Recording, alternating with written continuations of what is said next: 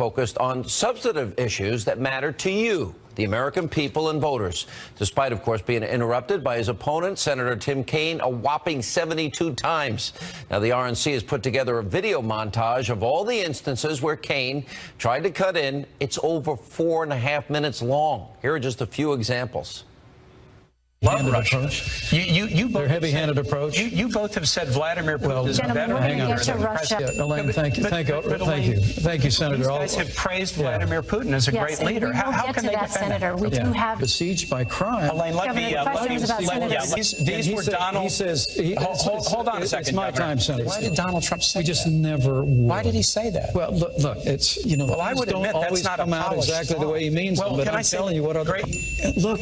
Can you defend it? Violent and taking You want to use a big tar brush against Mexico? He also said that's National Prayer Breakfast. This is important. Bring many families around the country with options so that families Governor, readily why don't you trust women to make this choice for themselves? All right, joining us now on a cable exclusive is 2016 Republican vice presidential nominee, Indiana Governor Mike Pence. Governor, 72 times. What were you thinking? Hey, Sean, good to be with you from here in Pennsylvania. We just started our bus tour, and it's great to have a few minutes with you. Look, I was honored to be there, and I know some people say that we might have won the debate. I leave that to you and to others. Well, I think Donald Trump won the debate. Okay, but well, I think Donald Trump won the debate. I think Donald Trump's vision to make America great again won the debate. And I said that today at a rally in Virginia and tonight here in Pennsylvania. And I really think that vision for a stronger America at home and abroad, if we did any good last night, it was that we were able to communicate that vision and the clear choice the American people face. And I was frankly humbled and honored to be able to be there on his behalf. All right, both on Twitter and in speeches earlier today, Donald Trump was praising your performance. But yeah, you still have liberal media outlets that are saying, oh, there's Donald Trump's angry or so on and so forth. I don't believe the media, but I want to ask you, is there any truth to those reports? And did you talk to Donald Trump after the debate? I talked to him a couple times after the debate, and he just he couldn't have been more enthusiastic and more encouraging about congratulating me. And again, I have to tell you, I'm just so honored to stand with Donald Trump in this campaign. He has given voice to the aspirations and the frustrations of the American people like no American leader since Ronald Reagan, and to be able to be there, to be on that stage, and with my family all present and so many friends remembering us in their prayers, to be able to make that case was it was just a great privilege for me. He was excited about it. I was humbled by his encouragement, and we just got our head down here on the bus trail. I know he's out west and drew another big crowd today.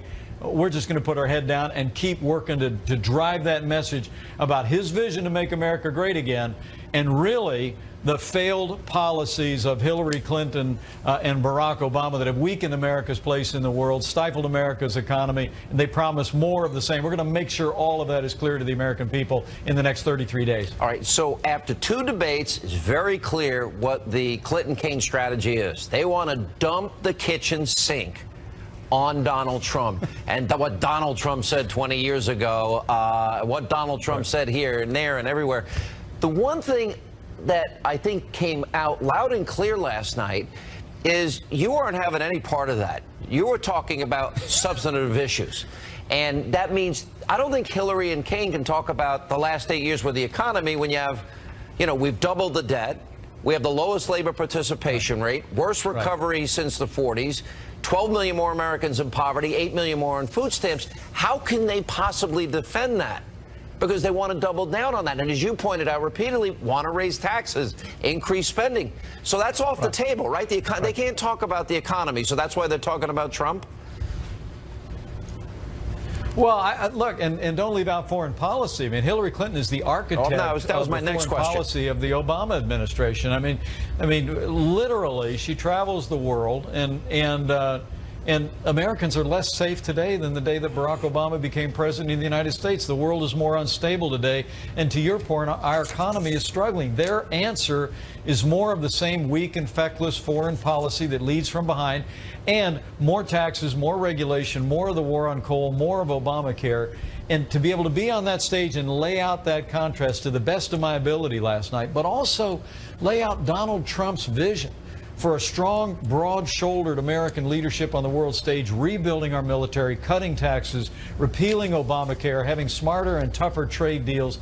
It was just very encouraging to me. And to your point, I have to tell you, to hear Senator Kaine kind of go through their litany they're robotic of insults. It's robotic. It's like turn to me and I will repeat what they told me to say. They will repeat it again. That's what I felt like I was watching. And then he said, and here's the insult-driven campaign. I thought that must have been focus group somewhere. I thought the insult-driven campaign. Hillary Clinton said half of Donald Trump's supporters were a basket of deplorables. We're irredeemable. We're not America. And the only thing she ever said she regretted was saying half. And so, you know, the point of the matter is that we've got major challenges facing the country today, at home and abroad. And as I said in Virginia and said in Pennsylvania here tonight, is, you know, this campaign is about restoring strong American leadership at home and abroad, getting this economy moving again, upholding our Constitution, holding the highest standards of integrity in the highest office in the land. And Donald Trump and I are going to keep focusing on that agenda to make America great again. Frank Luntz is going to join us coming up later in the program tonight. He was with a group of undecided voters in Ohio. 24 of those undecided voters gave the debate to you, only 4 to Senator Kaine. The best line that he dialed from you last night was what you just said, and that is about the basket of deplorables and the 33,000 emails. Interestingly, the worst line, and we'll show this on our dials, the worst line was Tim Kaine, again bringing up Donald Trump's taxes, and I thought it was very effective. Are you saying, Senator, that you'd pay more than what the government and the law says you're supposed to pay? You know, who is going to pay more? If Hillary wants to pay more, I want to hear that. I want to see that she did that, because she once deducted her underwear, or at least Bill and Hillary deducted underwear on their tax returns. I have to tell you, that was a remarkable moment. I don't think I ever got an answer from Senator Kaine, but I did say, do you take deductions? Because I take all of our deductions. Look, Donald Trump, obviously, the tax returns that came out in the last week show that 20 years ago, Donald Trump hit some hard times. Literally, he had enormous losses in his business, and yet he found a way, using the laws of this country, to brilliantly steer his way back from those operating losses to create a business that is worth billions today, that's employed tens of thousands of Americans. And that's the kind of comeback America needs today. Donald Trump is going to lead an American comeback, stronger America in the world, a growing economy here at home, one that's built on the foundation of upholding our Constitution, our most cherished ideals. And if I was able to communicate that to anyone looking in last night, that came through loud and I'm clear. grateful for the privilege. You know, it's interesting, because after that, he wrote The Art of the Comeback. And the New York Times, of all places, because they broke the story, they actually said that this is, you know, one of the greatest comebacks. Here's where I see this election going. We're 34 days out. It seems that this is as big a choice election as I've seen in my lifetime, and I follow politics every day, as you know. But we're either going to raise taxes, or we're going to drop the top corporate rate to 15% and incentivize business to invest and build manufacturing centers and factories here. We're either going to be energy independent or put coal companies out of work, coal miners out of work. We're either going to put Supreme Court originalists or activists on the court. We're going to have a president that says radical Islam or not, a president that vets refugees, as our intelligence officials tell us to do, or not, because ISIS will infiltrate. We're either going to build a wall, protect our borders for national security and economic reasons, or not. We're either going to put education back to the states or not. There's a story today. 215 vets died, according to an IG report, because our VA failed them again, even still. This is as big a choice as I've seen. Do you think the American people are going to see that? Do you think they'll get sick of the robotic lines of Hillary and Kaine as this 34 days unfolds? Well, it's my hope that the American people will see this. This isn't an election between one leader that's going to take America this much farther up and another one that'll take it a little bit less than that.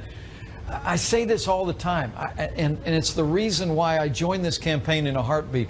This is a choice between whether we're going to continue to go downhill to a weaker America on the world stage, to a struggling American economy, walking farther and farther away from our constitutional principles, or whether we're going to stop, turn around, and march back up the hill to a stronger America on the world stage, a stronger military, an economy that is growing, and constitutional principles that are adhered to and respected. I think it's a choice between up and down. And I have to tell you, the crowds that I see, the enormous crowds that come out for Donald Trump at every rally, the hundreds of people that come out to our rallies today in Virginia and Pennsylvania, are all evidence that there are more and more Americans every single day seeing that choice clearly, and they're going to choose to make Donald Trump the next president of the United States of America. Isn't one of the most important decisions any executive makes is the people that they hire and put around them? And didn't that come through loud and clear that he made a pretty good choice with Governor Pence, in as much as you won this debate, you won it on substance, you were never on defense, you weren't going to play their game, and you expose their tactics. Do you see Trump appointing a lot of people like you if he's elected? Well, number one, I'm very humbled by your esteem and your kind comments. But look, there's no question the way he's led in business is because he has the capacity to draw around him women and men of enormous caliber and enormous ability. I'm humbled to be a part of this team, but I'm just a part of a world-class team. And if we have the privilege of serving, I promise you it's going to be men and women of extraordinary ability, extraordinary intellect. Just like he led that incredible comeback in his business, he's going to lead a great American comeback for all of the American people. And Governor, I couldn't be more humbled or honored to be a part of it. We better reverse this decline. We're in deep trouble. Anyway, good to see you, Governor. Great job last night. Thank you. Thank you, Sean. And coming up, Laura Ingraham is straight ahead. Also, Frank Luntz did dial last night's VP debate with a group of undecided Ohio voters. Wait till you see what they have to say. And Rudy Giuliani, he'll join us in studio with a preview of the second presidential debate. That's happening this Sunday in St. Louis. That and more tonight on Hannity.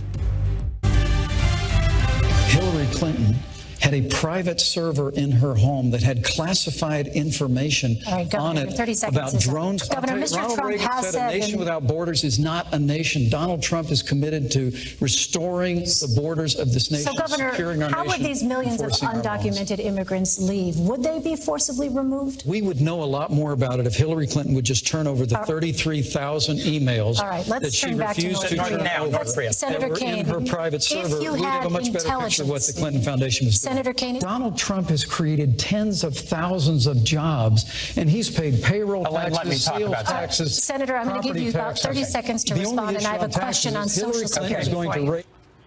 All right, that was last night's VP debate moderator. And joining us now, Fox News contributor, editor-in-chief of LifeZette, nationally syndicated radio host Laura Ingraham. As annoying as Kaine was, I mean, she's literally, every time Pence is making a good point, if Kaine didn't interrupt him, then she interrupted him. I'm like, this is driving me nuts. Yeah, all those points, Sean, that we were talking about last week, that we were anxious to have mentioned in the first debate, the server, whether it was going on the server or the foundation, or the stuff with the border, all of that there were such great points. And every time he started talking about it, it's like, oh, Mr. Pence. And she never did that to Kaine. Kaine routinely didn't answer the question that was asked, and she never seemed to interrupt Kaine. I noticed that right off the bat. But the great thing about Mike Pence is because he was in our business, Sean, of talk radio, he just talked right over her. I love that. Yeah, I just, look, and it was so effective.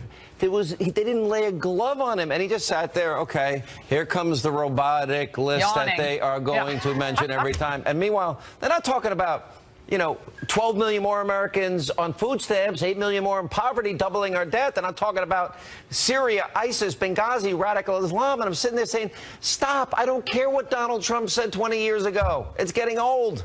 Yeah, no, I don't think most people care about that. And it's why they are continuing to try to shift the discussion to that.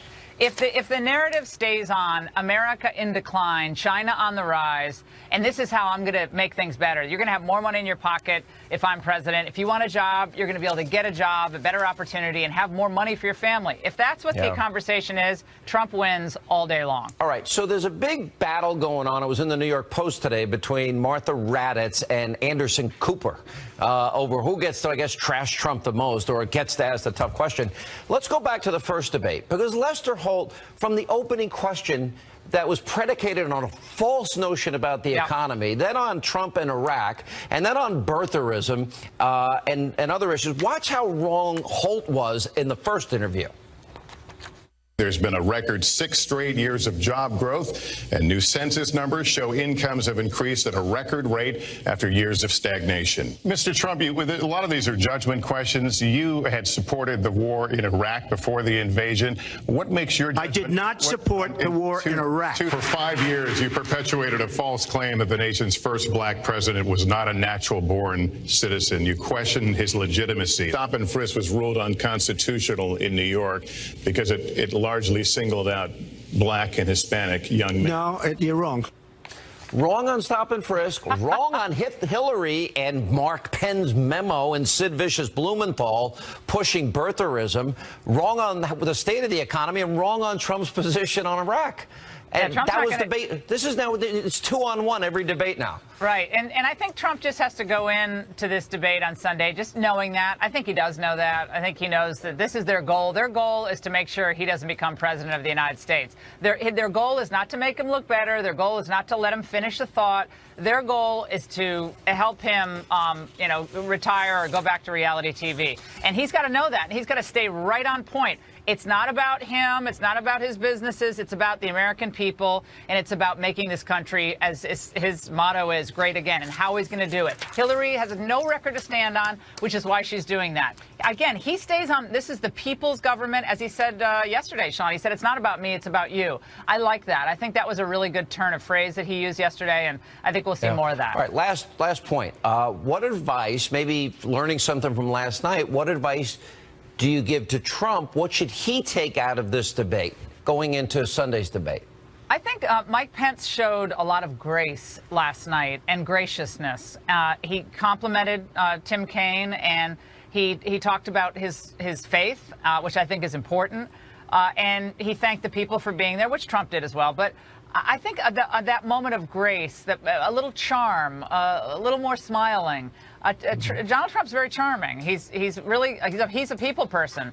I think this forum could be excellent for him if he remembers those things. A note of grace, a note of strength, a note of humility. A little bit of that goes a long way, and I think it just reassures people. And I think he does that. I mean, I've seen him do that, and it's really inspiring. And also, as a CEO, he picked his closest guy. What does a great CEO do? They put good people around them. That's how they're successful. And all right, Pence Laura, was terrific. Thanks. Good to see you. Thank you. And coming up, well, last night, pollster Frank Luntz, he actually dialed the VP debate with a focus group of undecided voters in Ohio. Wow, by a huge margin, they say that Governor Pence won, more than 80%, as a matter of fact. Plus, Donald Trump and Hillary Clinton get ready to square off during the Sunday night second presidential debate. This one happening in St. Louis. We'll get a preview with former New York City Mayor Rudy Giuliani in studio and much more. And welcome back to Hannity. So last night during the VP debate, Frank Luntz conducted a focus group with undecided Ohio voters. Now, 22 of them said Governor Mike Pence won the debate, and only 4 said Senator Tim Kaine did. Joining us now to explain the results, the man himself, pollster Frank Luntz. And you, by the way, in fairness, you thought Trump lost the first debate, and your focus group that you did with him there. Let's go to the issue of the interruptions. I mean, very early on, I was like, I wanted to throw a brick through my television because of these interruptions. Let's play the tape. their heavy-handed approach. You both have said Vladimir Putin is a Gentlemen, better we're going to leader get to than Russia in just a moment, but I do want to get back to the question. But in the midst, yeah, Elaine, thank you, thank you, Senator. These guys have praised Vladimir Putin as a great leader. We will get to that, Senator. We do have that coming up here. But in the meantime, she had a Clinton Foundation accepting contributions from foreign governments. You are Donald Trump's apprentice. Let me talk about this Senator, issue I think I'm still on my time. Well, I think isn't this a discussion? This is our open discussion. Let's talk about this. Let me interrupt you and finish my sentence if I can. Hillary Clinton failed to renegotiate a status of forces agreement. No, that is incorrect. And so we removed all of our troops from Iraq, and ISIS was able to be conjured up in that vacuum but I'd like to and overrun vast areas of Iraq. President Bush. That was not good. What did the audience say? They were complaining about it verbally. In fact, this was the loudest group that I've hosted all year. They're watching a TV. The TV cameras are off as they're watching the debates. And they were complaining and complaining about Tim Kaine. And as the debate went along, Kaine dropped further and further. And the number one reason was because they thought he was rude. They thought that he wasn't listening to what Governor Pence had to say. He wasn't listening to the moderator. And, Sean, this is the number one rule of debates, other than don't trip when you take the stage. Yeah. The most important is do not talk over the moderator. All right. What would Donald Trump watching this take out of this? Because he's a bit of a fighter. He's combative. What should he learn from this? So there are 5 things, and I'm glad you asked. Number 1 is that they want specifics. So Trump should give them exactly what he's going to do in the first 24 hours. And the number one thing the American people want him to do is a forensic audit, because they hate wasteful Washington spending. Second is to engage the audience the way that Mike Pence actually tried to engage Senator Kaine. Ask the audience a question, Sean, because this is a town hall debate. Third is a very simple question. Is America safer today than it was 8 years ago? Mike Pence asked that question, and it is one of his highest dialed moments of the entire debate. Fourth, to ask viewers at home, which of us is more likely to bring about the fundamental change that you all deserve? And finally, take responsibility, show humility, lower the decibel level, because you're interacting with real people in that debate, not a moderator. Sean, I'm going to tell you something. If he does those things, not only will he win the debate, I think he absolutely can win this election. But that requires connecting to voters in that manner. All right, Frank Luntz, let's go to the issue. Pence's best moment was when he finally fought back, because, I mean, Kaine was so negative and just tried to dump the kitchen sink and repeat it again and again and again. It was like a robot. I will say this about Donald Trump. I think it gets old fast, but condemning Hillary for her basket of deplorables comment. If Donald Trump had said all the things that you said he said in the way you said he said them, he still wouldn't have a fraction of the insults that Hillary Clinton leveled when she said that half of our supporters were a basket of deplorables. She said they were irredeemable.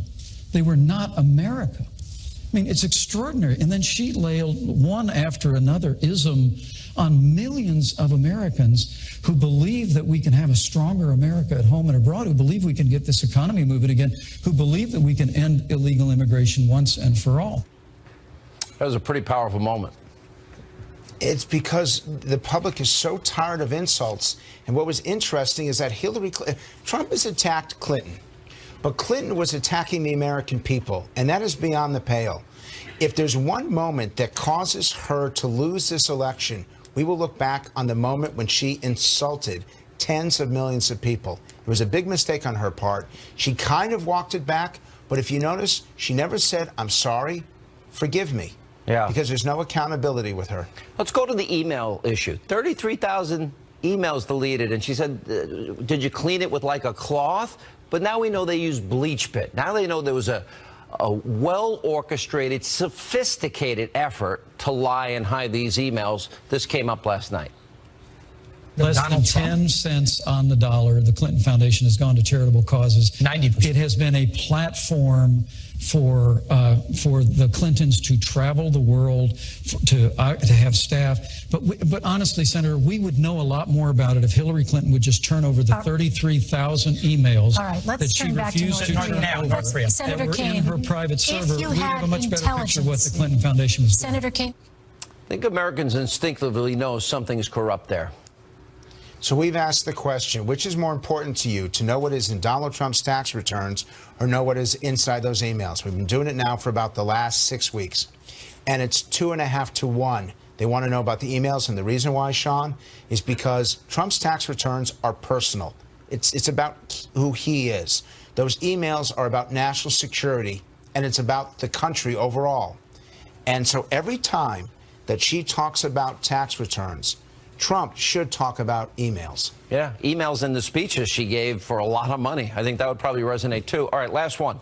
The worst Kaine moment if Trump about the tax returns, which you were just referring to. The Trump Organization is an octopus-like organization with tentacles all over the world whose conflict of interest could only be known if Donald Trump would release his tax returns. He's refused to do it. His sons have said that the organization has a lot of business dealings in Russia. And remember, the Trump Organization is not a nonprofit. It's putting money into Donald Trump's pockets and into the pockets of his children. As a side note, the Trump sons have contradicted that, but putting that aside, I think most people also recognize 18 years of audits, that's really abusive by any government agency, right? Well, the public feels that it's all a scandal, it's all a mess, and they are hoping that one of these candidates will step above and beyond all this, look people straight in the eye, as I am to you right now, and just tell them what they think, tell them how they feel. Yeah. This election is up for grabs, and the key states, Florida, Ohio, Pennsylvania, are all within the margin of error. This town hall debate is Donald Trump's best opportunity to connect, to interact, to engage. The first candidate that asks the audience a question, I'll bet you that's the candidate that wins. All right. Thanks, Frank Luntz. Appreciate it. And coming up, Donald Trump getting ready for his second presidential debate against Hillary Clinton. It's taking place Sunday in St. Louis. Former New York City Mayor Rudy Giuliani will join us with a preview of what we can expect, and also tonight. We've got this crazy system where all of a sudden 25 million more people have health care, and then the people are out there busting it sometimes 60 hours a week, wind up with their premiums doubled and their coverage cut in half. It's the craziest thing in the world. I actually agree. It's the craziest thing in the world. You heard it right. Bill Clinton calling Obamacare the craziest thing in the world. Now he's trying to spin those comments. Former governor of Arkansas, Mike Huckabee, and Ari Fleischer will weigh in on that and more.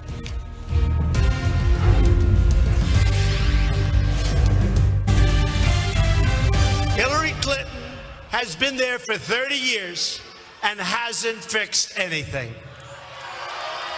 She failed overseas, producing only death and destruction. She unleashed ISIS, stabilized Iraq, Syria, Libya, and put Iran onto the path of nuclear weapons. She's merely the vessel for the global special interests bleeding our country dry. They are bleeding our country. Donald Trump earlier today going after his Democratic rival. Now, Governor Pence had a very strong debate performance last night. So will Donald Trump utilize some of his running mate's successful tactics in this Sunday's upcoming presidential town hall? Joining us now, former New York City Mayor Rudy Giuliani. How are you? I'm really good. Really good. I think we all agree. Governor Pence did great. You've been involved in debate prep with Trump in this campaign. What would you tell him to take from what Pence did last night into Sunday's and the town hall? Do the same thing. Don't answer any more questions. I've probably done 11 primary presidential debates and then debates for mayor, and then I was a trial lawyer for 20 years of my life, and an appellate lawyer, and argued in the Supreme Court. So I know a lot about this. Last night's performance I would use in a class if I were teaching how to debate. Right? It was really good. It was brilliant. And you could see he let his opponent become angrier and angrier because he wasn't scoring. The whole purpose of all those attacks on Trump was to get Pence to get into the weeds of the attack and start talking about this and that and this. And Donald Trump did do a little of that in the first debate, answering birtherism, taxes. Forget it. Not paying people. Forget it. He answered it all with one knockout punch when he said, you can add up all the attacks. And let's even say they're true. And a lot of them aren't. But what your candidate said about the American people is much, much worse than that. Isn't it good to pivot to this? Hillary, I know you memorized your lines. Of course. You're a robot. Tim Kaine is a robot. We've heard it now for 2 debates. But I'm running because we have 12 million more Americans on food stamps, 8 million more in poverty, 95 million Americans out of the labor force that we've robbed our kids blind by doubling the debt. Yeah, that's the attack part. And then the answer part. I'm going to lower taxes. Corporate rate, 15%. I'm going to lower corporate rates. That's going to bring billions back and lots of jobs. I'm going to put coal miners to work. You're going to put them out of work. That can deliver 2 states. Sure. I'm going to renegotiate our trade deals so that when we send a car to Mexico, they can't charge a 20% tariff on us, and we charge no tariff on them. And it was the stupidity of your husband's administration that cost us jobs in Ohio, and cost us jobs in Michigan, and cost us jobs in Indiana, and all over the country. That's what he has to do. I also thought it was good that Governor Pence, they did the list. I don't know, whatever you want to call it, the list. Xenophobia, Islamophobia, phobias I never even heard of. He just ignored it and then talked about what they're going to do to fix things. I think that positive my answer to her when she does that xenophobia and this intrinsic bias is, hey, take a look in the mirror, Hillary, and maybe you're projecting. Ooh, good line. Because I'm not prejudiced. You may be, I'm not. But so here's the reality. The only thing she's got is to try and convince the American people he doesn't have the temperament to be president. She can't talk about the last 8 years of the economy. She can't talk about her failed foreign policy. Listen to Kaine's debate last night. Now, what did Kaine do? He spent 2/3 of his time attacking Donald Trump and interrupting Mike Pence. Very little defense of Hillary Clinton's positions and what she's going to do. A little bit here and there, but it was like Obama warmed over spit. It was like ridiculous stuff. Like here, when I walked out of the debate the other night, I said I always knew Hillary was ignorant on foreign policy. Look what she did to us. I never knew she was as ignorant on the economy. She believes she's going to tax people more and bring jobs back. But you know, isn't a real leader, an executive? You were one in New York City. By the way, it's bigger than how many other governments and countries, for crying out loud? Probably both the states that they run. All right. So my question to you is, isn't it one of the most important things that an executive will do is appoint good people? And didn't Mike Pence show that Donald Trump had made a great decision here? It isn't. It's the most important thing you do. When people praise me for September 11th, I say the following: don't praise me. I was standing on the shoulders of giants, and they think I'm being unnecessarily humble.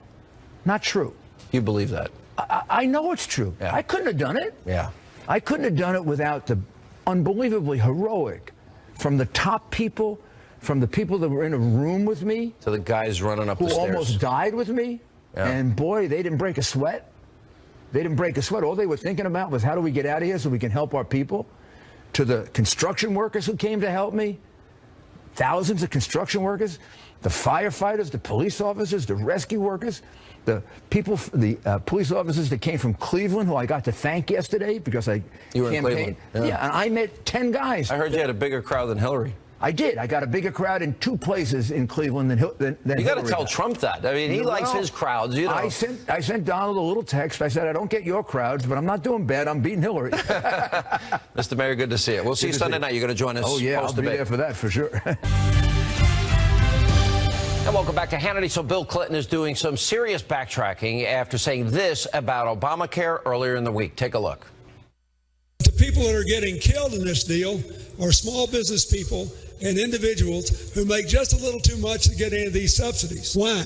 Because they're not organized, they don't have any bargaining power with insurance companies, and they're getting whacked. So you've got this crazy system where all of a sudden 25 million more people have health care, and then the people are out there busting it sometimes 60 hours a week, wind up with their premiums doubled and their coverage cut in half. It's the craziest thing in the world. Craziest thing in the world. Predictably, now after those comments, it created a firestorm on the campaign trail. Bill Clinton is now saying he supports the disastrous health care law that he was trashing. Here with reaction, our former 2016 GOP presidential candidate, former Governor Mike Huckabee, and former White House Press Secretary Ari Fleischer. I mean, it's pretty amusing. For a minute, he actually stumbled onto the truth and was really passionate about it, Ari. Well, they do call him the explainer, the Secretary of Explaining Stuff for a good reason. Yeah. Look, he put his finger on exactly what's the problem here. When the government takes hundreds of billions of dollars from citizens, yes, it can subsidize the purchase of health care, not high quality, but health care for some other citizens. But in the process, it's forced working Americans to pay higher premiums, to lose their doctors, lose their insurance companies in many cases. Bill Clinton put his finger on exactly what's wrong with Obamacare. Yeah, what did you think of it, Governor? Well, first of all, there was a real news headline in all of this, Sean, but it wasn't just, what Clinton said about Obamacare. It was the fact that we had an instance where a Clinton told the truth. That's a news bulletin. But the truth that he told was significant. Yeah. That's why you were always a great debater. Go ahead. He was revealing what we all knew, and that is that you can't dump millions and millions of the sickest people into an insurance program and the rates are automatically going down. But Sean, the single most important thing that has happened as a result of Obamacare, it has changed the way people in business are doing business. For the first time in American history, people are trying to figure out how to be small, not big, how to shrink their business, not grow their business. No wonder the unemployment rate is so high. You have people trying to keep their total employees under 50, the working hours under 30, and that's disastrous for economic development. Look, I got to be honest, two of the Clintons stumbled onto the truth this week, Ari, because, well, Hillary was talking about Bernie Sanders supporters in that tape that was released, and in that tape, she's either trashing Bernie Sanders supporters as living in mommy and daddy's basements, or she's revealing just how bad the last 8 years have been to the economy, a point I often make. Lowest labor participation rate, 12 million more Americans on food stamps, 8 million more in poverty, a doubling of the debt. Which is it? Well, there's an obviousness to what's going on here, Sean, and it's why the American people feel this economy and this country are so far off track. And that's because we have the weakest economic recovery going since the Great Depression. And it's probably because of all the policies that the president has put on business, on regulations. And if you work in business, creating jobs, you feel as if the government is not on your side, and you never know when they're going to turn against you again. And it's made business very cautious. Really what the country needs, and this is where Donald Trump has a chance if he can focus on it, is somebody who recognizes what businesses go through, what the private sector goes through, so we can create jobs and give Americans a chance to make it again. That's what's missing. Let me ask you both, 30 seconds each, what advice, in light of Mike Pence really great appearance last night and win last night, what advice do you give Donald Trump going into Sunday, Governor Huckabee? Well, first of all, Mike Pence carried on a conversation. He was relaxed. He was prepared. Tim Kaine was canned and planned. He was over-prepared. He was making a speech. And what Pence did so brilliantly was having a heart-to-heart conversation. When Donald Trump does that, he's fantastic. That's what I hope he does on Sunday. All right, guys, good advice from both of you. Appreciate it. And coming up, very important question of the day has to do with last night's debate. That's next. All right, time for a question of the day. So who do you think won last night's VP debate? Just go to Facebook.com/Sean Hannity, at Sean Hannity on Twitter. We want to know what you think. It's all the time we have left this evening. As always, thank you for being with us. We'll see you back here tomorrow night. And welcome to Hannity. And tonight, Indiana Governor Mike Pence is giving the Trump campaign a big boost after his